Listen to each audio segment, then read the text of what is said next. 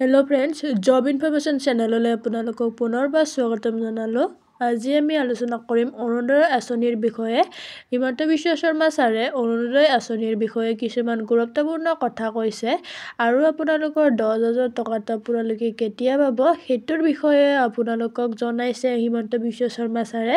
আজি আমি এইটো ভিডিঅ'ত জানিবলৈ চেষ্টা কৰিম কি জনালে এই বিষয়ত অৰুণোদয় আঁচনি আৰু মহিলা উদ্যমিতা আঁচনিৰ বিষয়ে। আজি এইটো ভিডিঅ'ত জানিবলৈ চেষ্টা কৰিম আৰু ভিডিঅ'টো আপোনালোকক ভাল লাগিলে আপোনালোকে লাইক কৰিব, কমেন্ট কৰিব আৰু সাবস্ক্ৰাইব কৰিবলৈ নাপাহৰিব।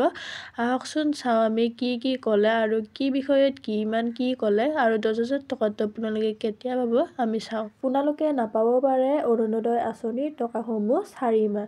যিহেতু নিৰ্বাচন ফেব্ৰুৱাৰী মাহত হ'ব ঘোষণা, মাৰ্চ, এপ্ৰিল, মে টকাসমূহ আপোনালোকে নাপাব পাৰে যদি নিৰ্বাচনী আয়োগে অৰুণোদয় আঁচনিৰ টকাটো দিব নিদিয়ে।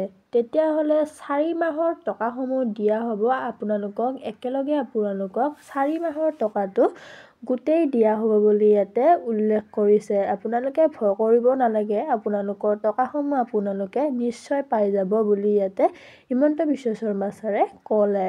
আৰু ইয়াতে কিছুমান গুৰুত্বপূৰ্ণ কথা কোৱা হৈছে মহিলা উদ্যমিতা সেল্ফ হেল্প গ্ৰুপৰ বিষয়ে।